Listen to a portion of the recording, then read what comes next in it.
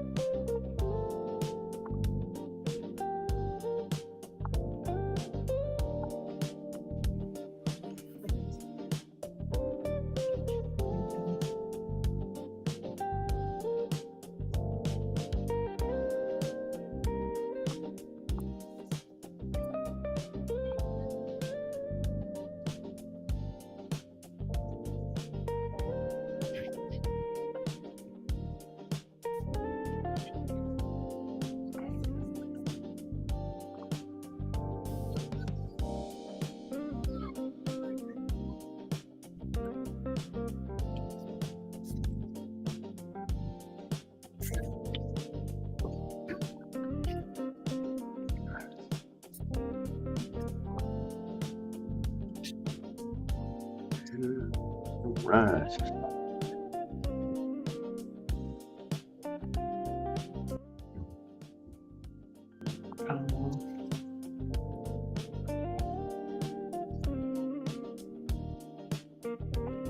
All right, folks, let's crack on.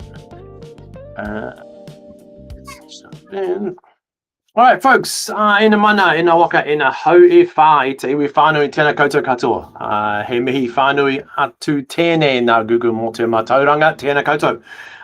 Ko ranganui e tu iho nei, ko papatu nuku e tākotu aki nei. Ki te whare tēnā koe, ki te tupuna tēnā koe, tēnā koutou katoa. Welcome in, everyone, today. We are recording this as well. Just remember that if you speak, you'll be on the recording. If you don't, you won't. So if you want to turn your cameras off, that's okay. I won't take offense to that. But while I'm talking, I'm on the camera and my presentation's on there.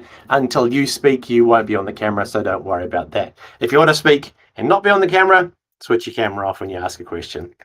All right. So today we are stepping into the first of 5 sessions. Now, these are recorded, so if you have to leave early or you can't make anything, you will get access to the recordings as well. So today we're going to jump into an introduction to Gemini. So if you're already familiar with Gemini, this might be a little bit of a recap for you. You may see some new things, but we'll go through a little bit of intro stuff at the moment.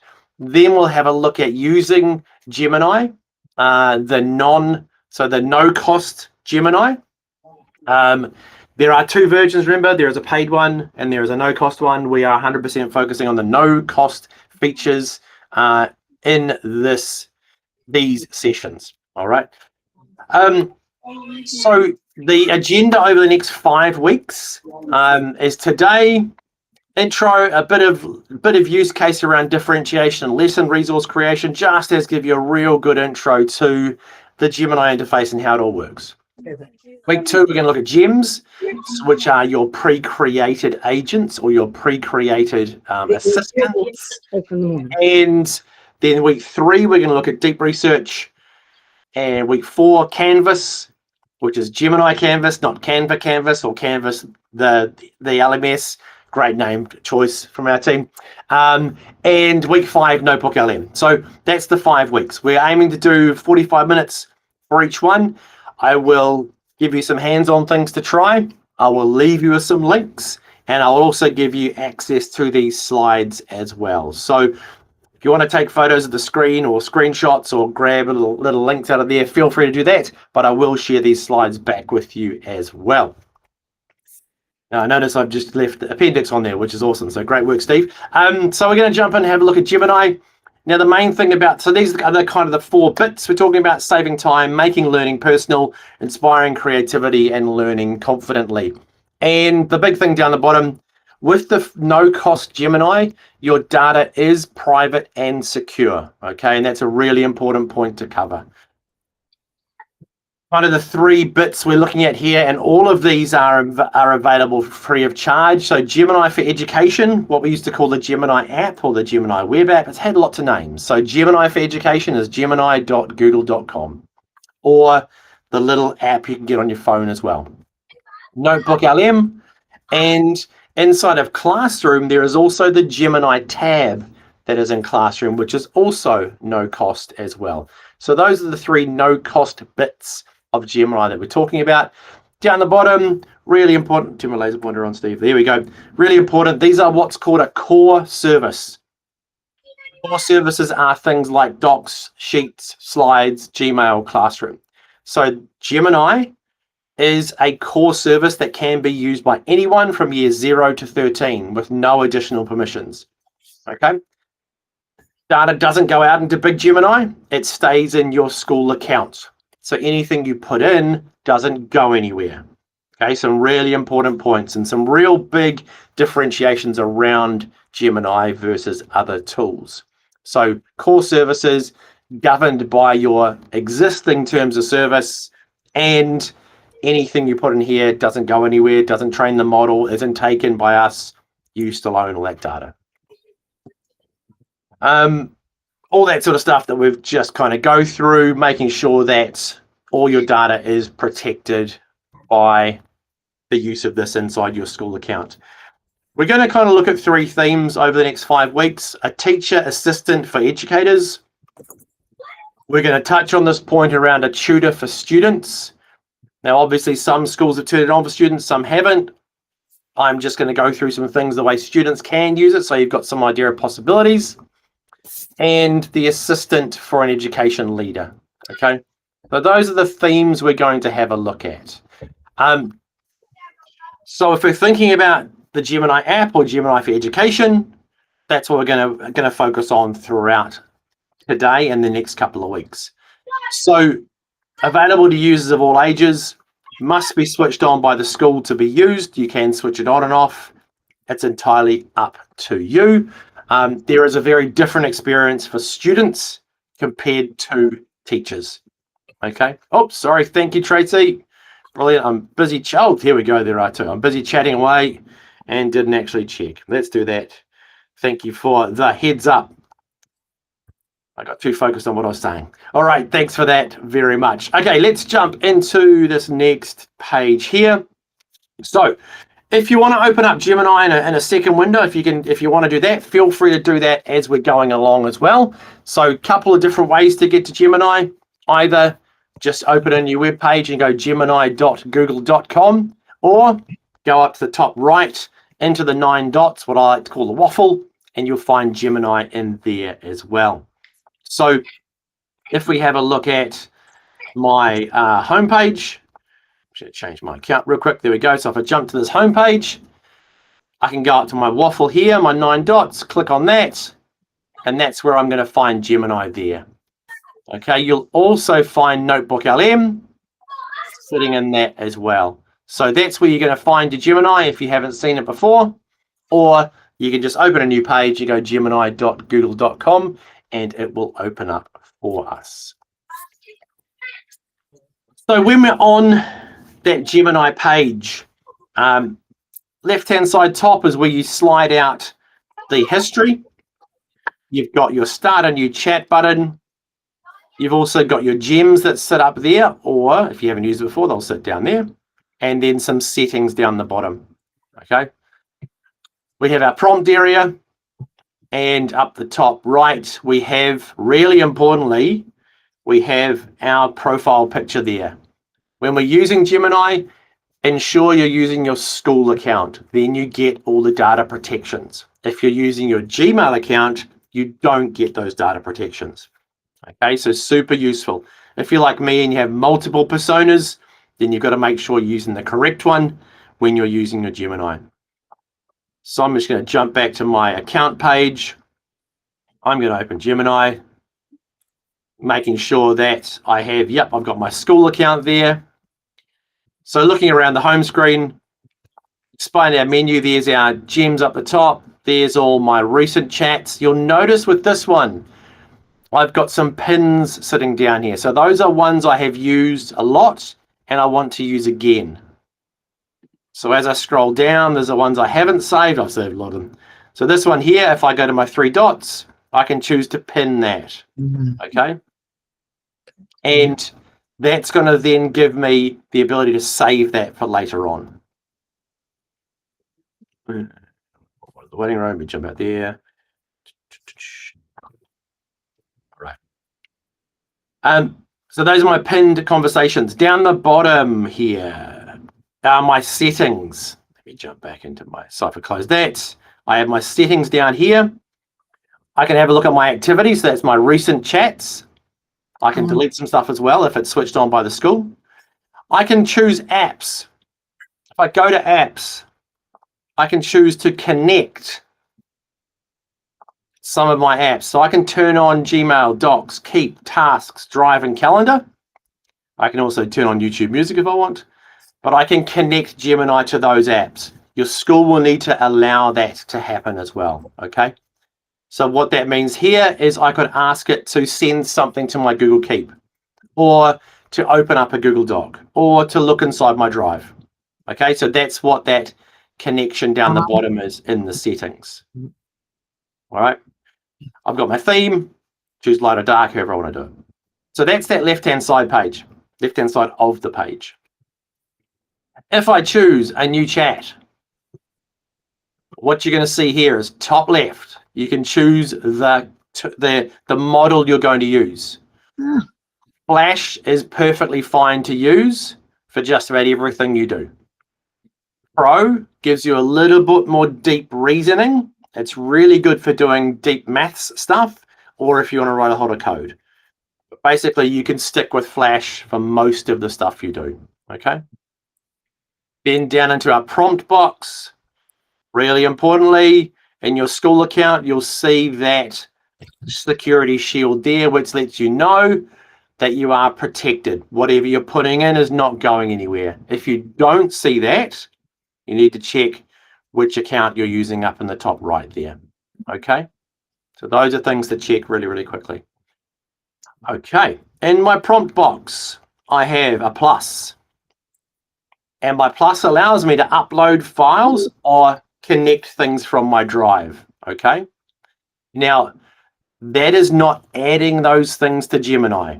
It is just using them as a reference point. So if I was using that in my personal account, yes, I'm definitely adding things.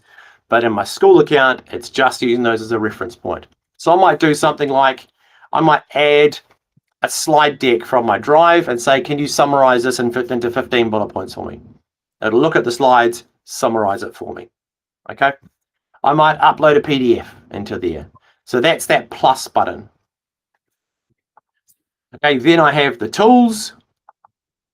And the tools, you have those for the drop down. So guided learning is a conversation about learning. Research will look at, images we'll have a look at today. And yes, it is called Nano Banana. It was our internal name and it's become the external name. I don't know why. Then Canvas is another tool we'll look at as well. So that's what you can see under your tools. Okay. So that's a quick look around the interface, the home page, if you like. Right, let's jump back out on presentation and we'll just go through some more examples. Now, as I said, I'll give you these slides and you can come back and have a look at these. Now, we're going to have a little chat about prompting today, and we're going to think about how we build a really good prompt, because everything we do in Gemini depends on that prompt. There's some really nice literacy in here if you want to start exploring prompting with older students. But we have things like a really simple prompt, give me some ideas for a 9th grade or a year 9 biology. Better is year 9 about DNA, and best is a pretty big one. So if we have a look at this here, thanks Jillian. If we have a look at the best one, act as an instructional designer. So we're telling Gemini how to act for a 9th grade biology teacher. So we're giving it a real specific year level. Introducing students. So we're thinking about introduction. We're not thinking about expert students. The DNA structure and function. Then we're moving to this piece of what do we want Gemini to do? We want you to suggest 3 lesson ideas. One's going to be interactive, one is inquiry-based, and one is collaborative. Okay, so we're giving it some real specific instructions.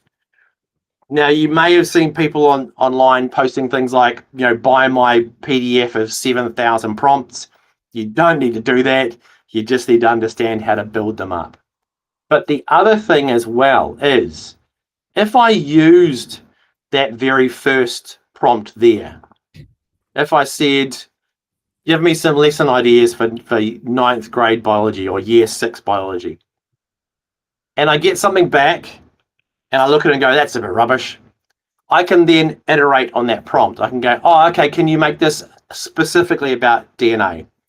And it will remember what the first question was. And then you can go back and go, oh, give me an inquiry-based lesson. And it will remember what that first prompt was. So it will become this long conversation, if you like. So if you don't get it right first time, iterate, have another go. Okay? So that's an important point to remember. All right, having a look at this next one. So the anatomy of a great prompt. We use what's called the parts structure. And P is the persona, A is the act or the task, R is your recipients, P is the theme, and S is the structure. So act like this is the beginning. I want you to create or rewrite or explain. The recipients are year 4 students in New Zealand. Really important to say year 4 students in New Zealand, because Gemini will then go, I'll look at the New Zealand curriculum. Okay? Then think about the theme, the topic, or the concept. So it's DNA, or it's emotional learning, or it's early literacy. And then what's the structure? What's the output you want? I want it as a bullet point. I want it as a rubric. I want it as a 3-page essay. I want it as a haiku. However you want the output to be, okay? You can also start to think about frameworks. So you could say using the solo taxonomy, using the 5 E's, using depth of knowledge. No, so you can start to think about what is the structure you want out the other end, okay? So that's a little framework we'll use. Here's another example.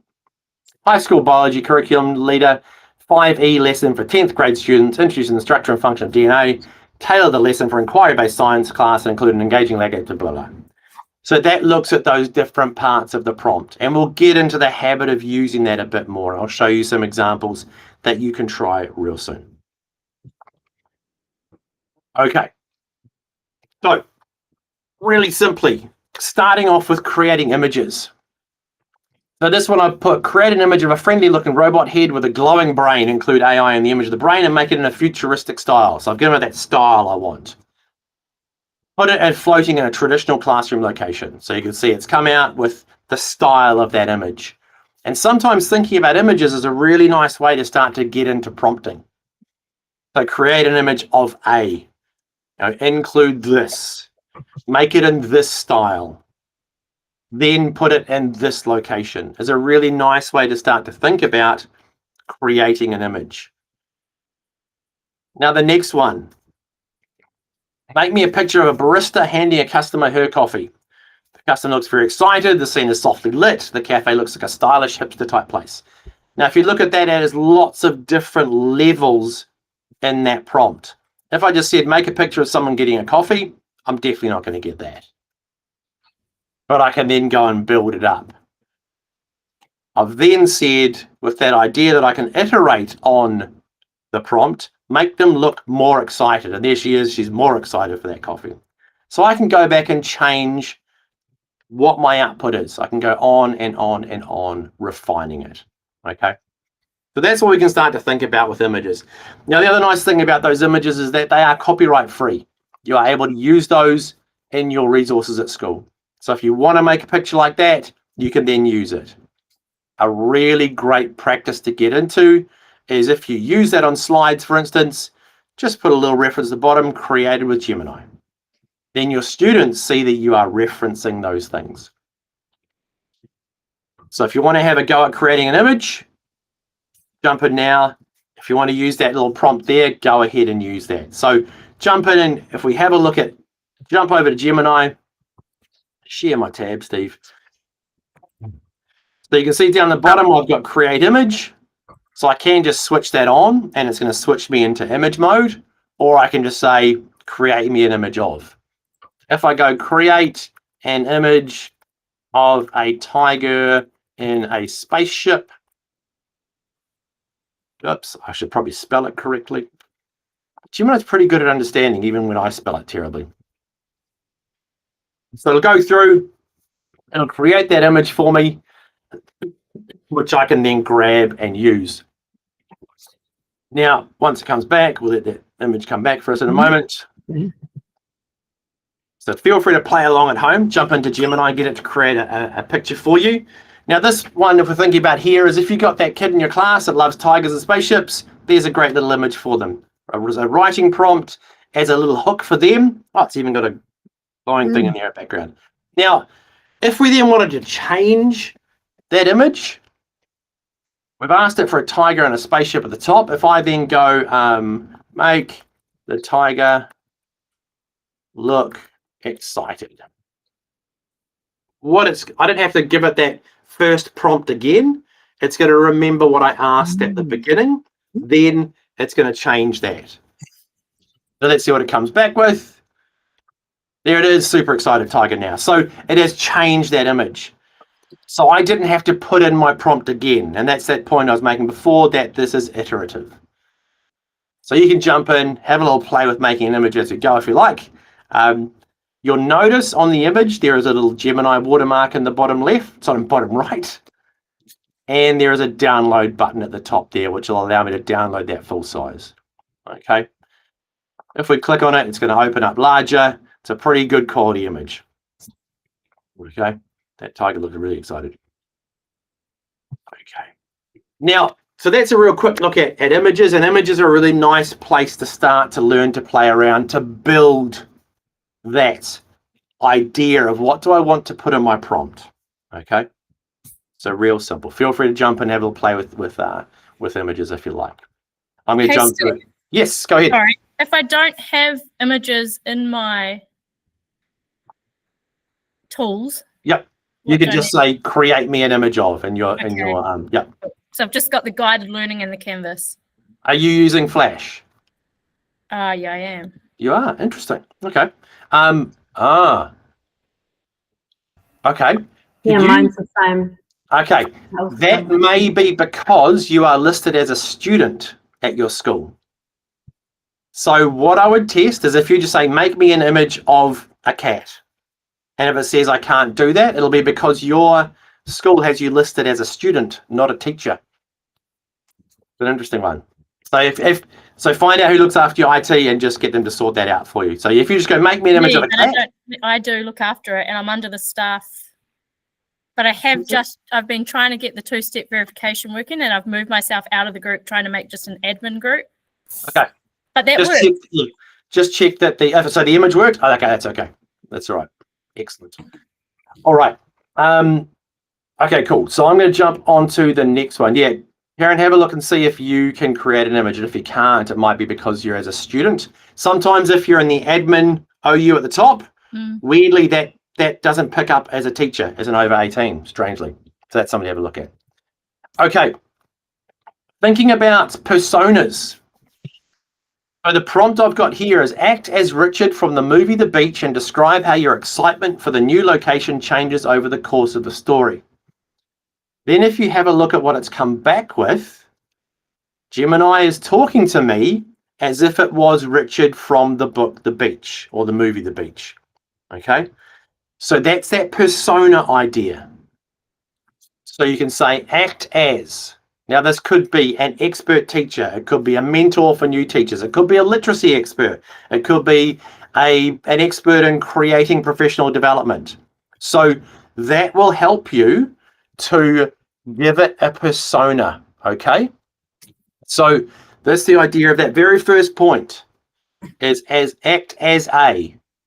So if I jump back over to Gemini again, and feel free to play along at home as we go, I'm going to go a new chat, because I don't want to use my tiger again. If I go act as Sir Edmund Hillary,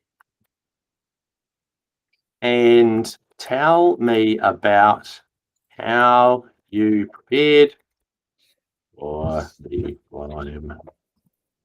Oh, that's spelled terribly. Oh, Everest. Okay. I'm just going to jump in there and change that. All right. Everest. Let's do that. Okay, so I'm going to give it the persona of Sir Edmund Hillary now. Good day to you. It's a pleasure to speak with you. I'm happy to tell you about preparation, blah, blah, blah, climbing the world's tallest peak is no small task, blah, blah. So if I read through this now, it's speaking as if, and I can now go back and say, hey, what did you take in your backpack? And how many cans of food did you take? And it will answer based on what it knows about Hillary from the open web. Okay. Now I might look at that and go, that's pretty complex. So I might go, can you please speak as if a 10-year-old. 10-year-old in New Zealand. Let's do that. So what I'm doing now is I'm going to re-level that output. So there we go. If you look at this now, it's now re-leveled the language it's using. And we think about the idea of differentiation, I said at the beginning. You know, it's like planning the biggest school trip ever. I wasn't just sitting around. I spent heaps of time climbing in our own mountains, the Southern Alps. So it said our own mountains. So it has now refocused it for the learner that I'm going to be working with. Okay. So I asked it to do something. I then went, that's really good, but I want to change my output. So as if you're speaking to a 10-year-old in New Zealand, and it instantly re-levels what it's doing. So if I'm asking it to write a story, I can do that as well. Re-level it for a 7-year-old, an 8-year-old, a 10-year-old, a 12-year-old. And it's going to re-level the level of the writing. So that's that idea of thinking about a persona, okay? So if you want to do that, tell you what, I'll just drop that prompt into our chat if you want to grab that. There we go. So if you want to just copy and paste that prompt, off you go. Oh, I've left the A off it. There we go. CT is Serpentily. Brilliant. Well done, Steve. All right. So that's the idea of personas. Okay, so feel free to have a little play with that if you want. Okay, drop that prompt in. I'll give everyone 1 minute just to drop that prompt of Sir Edmund Hillary in. And then if you want to add to it and make it better, you might include that year 6 or year 3 student right at the beginning and see how it changes the output. So I'll just give you a minute to have a little play with that.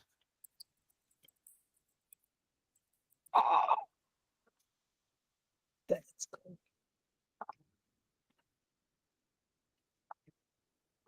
I think the really nice piece about this is that we're thinking about making things appropriate for the learners we've got. It's a really nice little demo that we can change that output. We can make it more complex. We can make it more simple. Okay. Hello. Oh, sorry. Hang on. I'm on a course.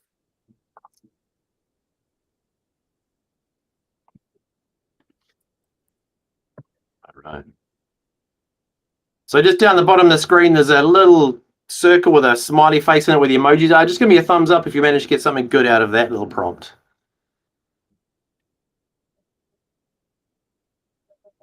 Let's see if we've got a few of those. Was that a mistaken hands up, Tracy? It was. Brilliant. So there's our excellent. Okay, we've got some of the emojis down there. Brilliant. Okay, so that's the idea of personas and thinking about iterating on our prompts. Okay, so lots of things, and we can go backwards and forwards for thousands of characters before it's going to forget what our initial request was. So once you've got that prompt, you know, if I'm looking at that and going, you know what, that's something I wouldn't mind demoing to my staff, I can go over here to my chats. And there it is there, and I can just go click on that and go pin, and that's going to save that for me at the top there. I can chuck an emoji on there. You see some of mine, I put emoji on there because it helps me to scan down there. I'm quite visual, so I can just go pin that, and then I might demo that back to my staff later on. So that's how I use the pin as well. All right. A couple other things we can think about using this for. So This one here, create a table of time differences of 25 world capitals from Perth, Australia. So that was a demo I did when I was over in Perth, strangely enough. But thinking about this is, yes, we can find that data or we can make it if we got like some complex formulas inside our sheet, but why bother doing that when we can just get Gemini to make it for us? So what you can see now is I got the city, the country, and the time difference. Now, because I've asked for, I'm just going to grab that prompt and I'm going to reuse that. Okay, copy the text. I'm just using my Google. There we go. I'm going to jump back over to Gemini and I'm going to show you how to use that. Okay, I'll drop that into our chat for you as well so you can have a go with this one. Now, if I drop that into a new chat, here we go. Paste it in there. I'm going to say let's go from Wellington. Spell it correctly. New Zealand. Okay, so I'm going to create a table of time differences of 25 world capitals from Wellington, New Zealand. Oh, that's not very helpful. Look at that, Gemini didn't like that. Oh, yeah, let me just see. I'm going to try something else.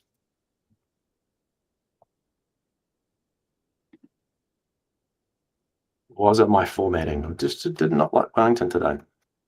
There we go. Didn't like Wellington today, strangely enough. That's weird.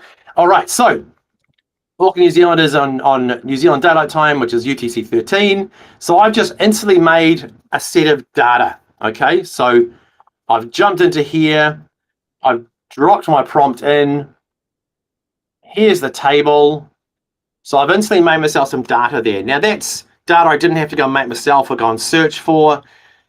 Because I've asked it for Auckland, it's made it local to my kids if I'm teaching in Auckland, okay? Or if it's local for kids in New Zealand. We don't have to get that textbook that's got it from London or from Singapore, because why would you want to do that? Now, the interesting piece here is if I scroll to the bottom, there is that link down the bottom that says export to sheets.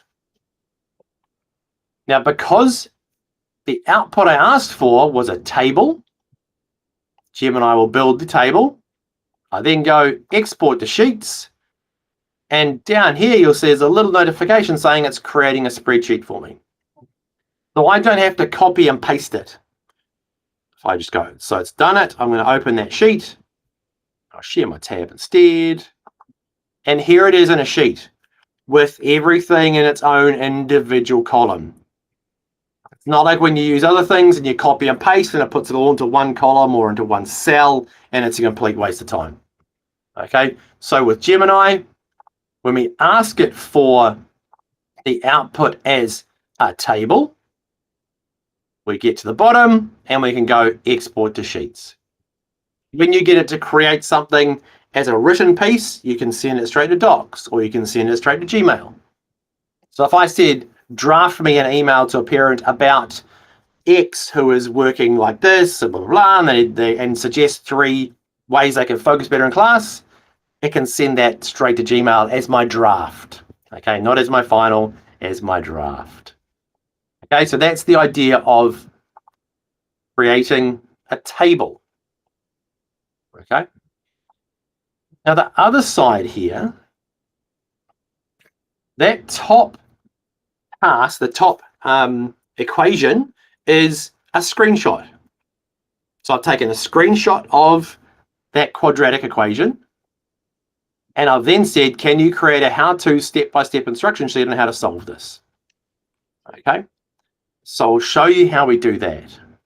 So I'm going to grab my little screenshot tool. I'm going to grab a screenshot. Okay, I'm going to jump back over to Gemini. I'm going to go, actually, I'm just going to keep going. I'm just going to keep on the same old chat here. In here, if I go plus, and I go upload a file, I've then got my little file picker open, and I'm just going to choose that. You can't see that because I'm not showing the tab. But what I've done is I have uploaded, so here's the screenshot I just took, okay? And then I go, can you show me steps to solve this? I am a beginner in maths. Okay, so again, I'm going, what I want you to do, I want step by step, and my audience is someone who's a beginner. Okay, so let's see what happens here. Now, it does have that big red dot over it. See, so we go. Okay, so here we go. There are my steps. Step 2, step 3, step 4, step 5. Solve with quadratic formula. Okay, so we've done that. Now that then gives us a whole pile of things that we can use. So that now has made me a help sheet for exactly that maths problem. I don't have to send the kids to page 197 in the textbook that may not be there. I can just make this and I can share it on my classroom or out on however I'm share things with my kids. Now the other thing I talked about was, if we get to the bottom, down here are a couple of things. Thumbs up means, yep, good response. Thumbs down means something went wrong. If it's factually incorrect, if it's legally shouldn't be shared, you can give it a thumbs down and you can send a little report to our engineers. That's the only time someone is going to see anything from your Gemini, okay? We have a recreate, we have a share and export. So then I can click send it straight to docs. So it's going to take that help sheet and flick it straight to docs for me. Okay, so that was under the little share link there. Okay, we've also got copy the whole thing, but sending to docs is much better.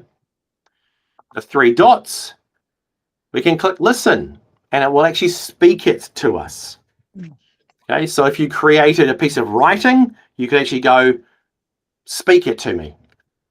Then we have a legal issue there. So you can report that if something legally is incorrect with that, or it's shared a piece of art or something that shouldn't be shared publicly. Okay.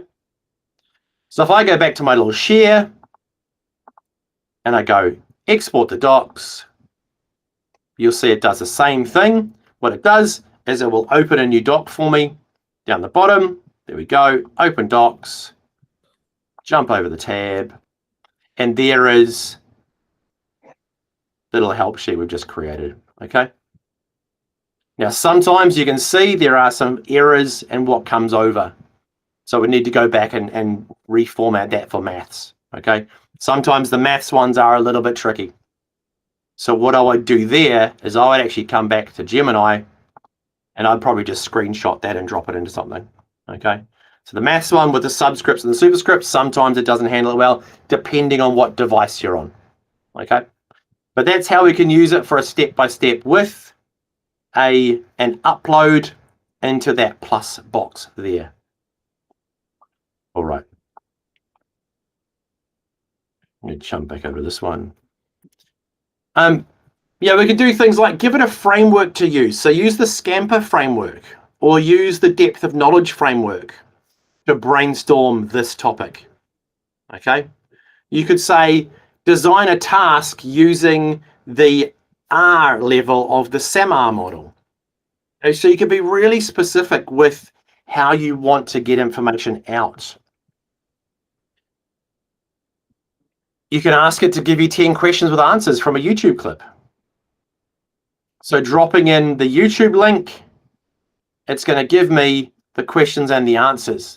Now, yes, you can sit there and watch a 20-minute YouTube clip and make all these questions yourself, but why not save yourself some time and do that? So Gemini here will read the transcript that's in the back of that YouTube clip and will make those questions for you. Then you notice I've also said, thinking about my recipients, make it at an 11-year-old student's level. Okay? And you'll see the question, what is the name of the green stuff inside plants that captures sunlight? So it is at that level for an 11-year-old student. Okay. We've talked about this, the prompting outline before. And then on these slides, when you get them, there are some examples here. So how to differentiate an existing assignment. So the prompt is in here. And again, if we think about that framework, you are an experienced teacher, there's your persona, who is coaching a new teacher. So there's part of the audience on how to design a multi-level lesson for Year 10 Science. That's what you want it to do. We are focused on rusting. Give them tips on how to engage both able and less able students. So you'll notice here that the output, okay, is focused on instructions for a teacher because that's what you asked as the recipient. So we have an activator or a starter part of the lesson for your able students and for your less able students. So now we're differentiating the lesson plan, if you like. So that was because I asked up the top for the idea of the theme is rusting. We are looking for Year 10 Science. You might want to add Year 10 Science in New Zealand to make sure it hits the New Zealand curriculum perfectly. And I wanted for less able and more able students. Okay, so there's that. Let me jump in there. I'm going to grab that little prompt for you as well. But do that, copy the text. I'm going to jump back to our chat and drop that in there for you as well. But you will get these slides straight after as well. Okay, so there, if you want to copy and paste that in Gemini, feel free to do that as well. Okay. Jump there. Right, back to our slides. Where's my little lens? There we go. So as we work through here, there's a whole pile of example prompts in here that you can have a go with. Okay, so when you get these slides, just copy and paste these and see how we go. So we've got create an image as if you were looking at a plane window. So that's our point of view. Create an image of a map of New Zealand with 6 old-fashioned school buildings spaced along it. Create images of a jungle with a river in a watercolor style. Explain how to draw a graph. Write a store. Yeah, nice. Place down a real. Interesting. That's a really good point, Jan. Yep. So this one here is that idea of, write a story about a cat and a dog visiting London for a 4-year-old child. Give the cat and dog names, list 5 tourist locations, also include pictures of the places they visit. You could then go rewrite this for an 8-year-old child and it will re-level the languages in there like we did with the Sir Edmund Hillary one. A lesson plan for level 5 of the New Zealand curriculum on dance, 3 activities and a suggestion of a song to use that is local to New Zealand. So that gives us that starting point of some sort of lesson design. Tell me about depth of knowledge in education, explain it for a new teacher and a very experienced teacher. So if you're thinking about creating PD resources, here's an example of how you can do that. Act as a Year 10 social studies. There's our persona again. Explain it for a 13-year-old child. Again, there's our output. 1 paragraph report comment. We've got 10 questions from there. An application letter for a specific school referencing the school values. Now remember that Gemini can look at things that are on the internet. Not things behind paywalls, not things that are password protected, but that can read Albany Senior High School's website, find the school values, and then write that application letter for them. Professional development plan. Now, the last 2 are quite involved. A 3-part lesson outline for class of Year 8 students in New Zealand on the topic of earth science, include a practical activity to be completed using a Chromebook and Google Earth. Use the redefinition level of the SAMR model and include a 5-question quiz as a follow-up activity. So that's quite a big grunty one. Now you could go through and do that in bits, but also when you get better at your prompt outlines, that's how you can do things frequently. So it's one big chunk. And the last one, your experienced teacher is coaching a new teacher on how to design a multi-level lesson for Year 10 Science. That's something we just had a look at as well. Now those are your example Gemini prompts you can go away and have a play with over this week before we meet again. On that page, so if you go to bit.ly, gpromptsnz, and I'll grab that link and drop it into the chat for us, that will take you to a bunch of slides that have a whole lot of sample prompts in them that you can use to practice with, but also that you can share with people if you want. So I'll just drop that little link into the chat there. If you go to that, it should then take you to some slides. Yeah, so Jan was talking about looking forward to when Gemini can play sound or realize music. Yeah, so there are some ways to do that, but they're a little bit complicated. But yes, that would be a very nice use as well. All right, folks, we've got to 4 o'clock. That is an introduction. I know it was very fast and we covered a lot of stuff, but you have got the little prompt sheet here to have a play with. I will share these slides with you as well. They are going to be in one long set of slides. So you'll see when you get them, there's a whole lot of stuff at the end that's not quite there yet. I'm going to add to that over the next few weeks. Okay, so I'll share these slides with you so you can have a look at them. And I'll also make a list of all the different slides I'll be using, all different resources. So that is us. That is 2 minutes past 4. I want to let you go because I realize it's 4 o'clock and you just had a whole day at school. You'll also get a copy of the recording as well. I'm just going to stop that recording now so we don't continue with our recording. So feel free to drop out, folks, and I will see you this time next week. Have a play, and if you've got any questions, flick them back or have a look at those resources I've shared with you as well. So thanks very much, folks. Ka kite anō. Have a great afternoon and evening. I'll stop that recording now.